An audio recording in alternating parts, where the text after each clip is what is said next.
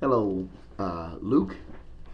Well, first of all, let me say that it certainly is a pleasure talking with you. I've enjoyed. There are a few people that I've enjoyed having conversations with on YouTube on this issue because some people tend to get a little bit crazy. But I just wanted to say I've enjoyed talking with you. Um, I understand the concept of what you're saying that the current scientific, basically, and I'm just revamping here. I know you know, but for the benefit of those who have not watched your video or did not catch this conversation from the beginning. And notice I did say conversation and not debate. Um, there is no reason why the current scientific evidence can't exist in um, why it must exist in competition with God. Why can't it be synonymous with God and with our Christian belief?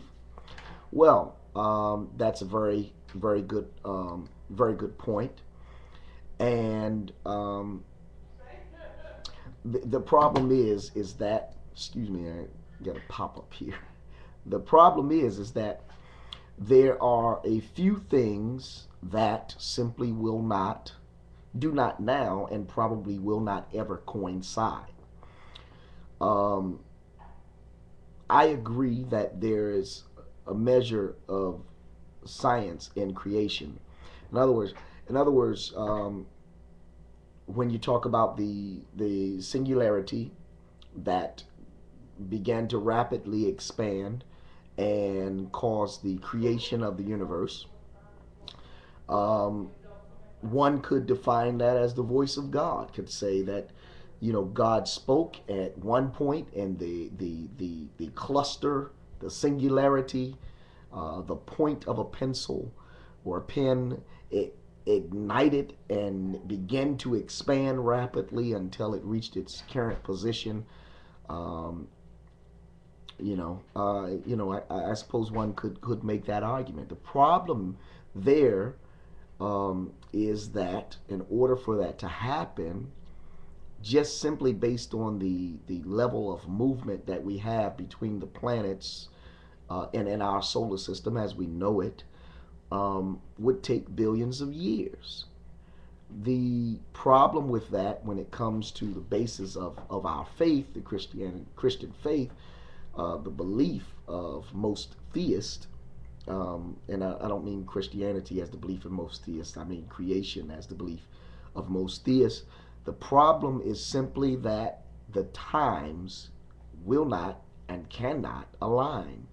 The amount of time that it would take to do that scientifically, based on the movement of the planets as we know it, will never coincide with the amount of time that most of our scriptural preference or most of our um, uh, spiritual beliefs will allow for creation.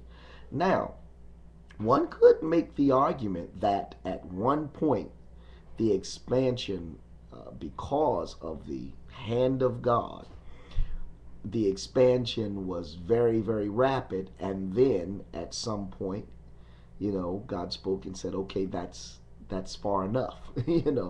So from a theist point of view, one could make that argument. From a scientific point of view, one could say, well, the planets, the expansion started rapidly and then it declined. The speed decreased as time went on, et cetera, and so on and so forth.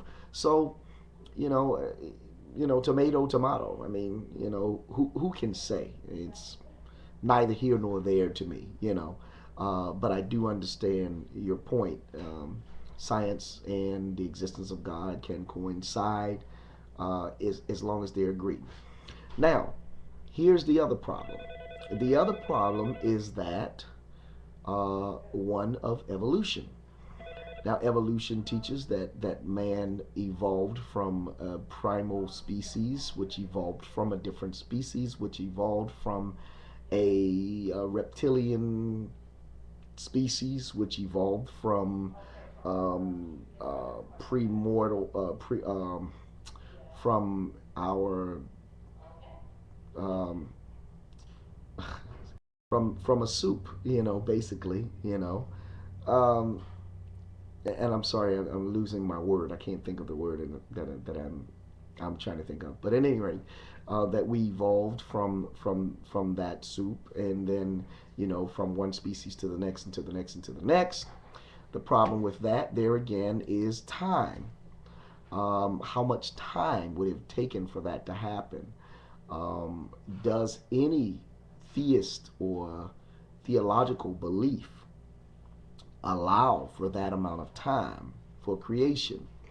And the answer is no. There's no theological belief that I know of that will allow for that much time. There have been some biblical scholars who have um, prefaced the Old Testament Genesis Bible or Genesis scriptures by saying that in the beginning, there was God created the heaven and the earth, and the evening and the morning were the first day. Instead of saying day, they changed the day to age, and age is defined as simply a period of time. So there, and this is I'm sure you've probably heard of before, and maybe you haven't, but it's called the gap theory.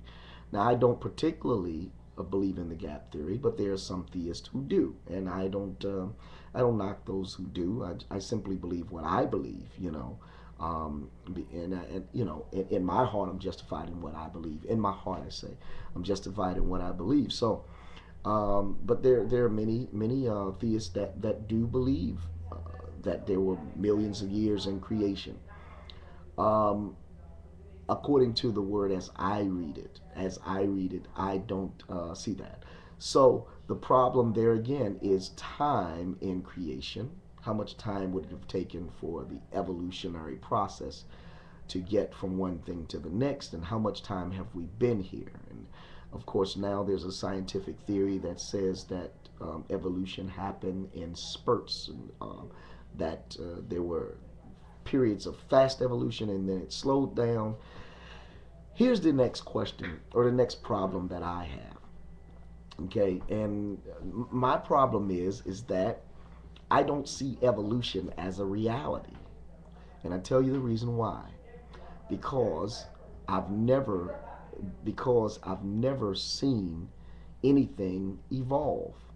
And people have written and given me text and messages and saying that they have created viruses um, that mutate into different types of viruses. And my answer to that is that yes, but they're still viruses.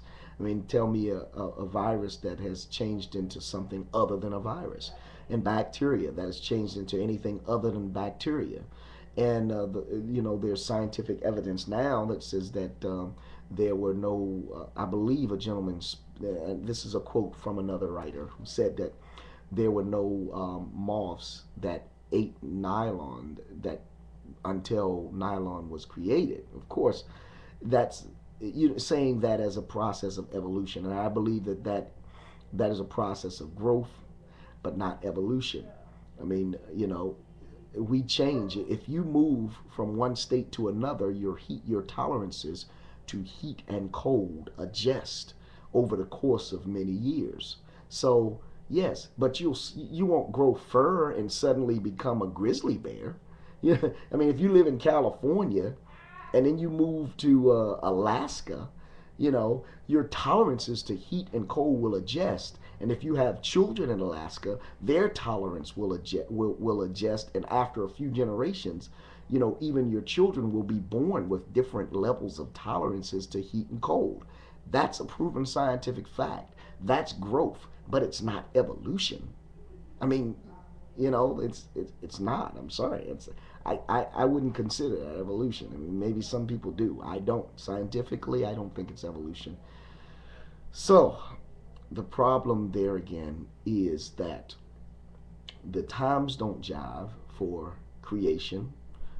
The times won't jive for the Big Bang. And evolution is not a scientific fact. Um, and if I'm wrong, please show me one instance, and I'm not just you.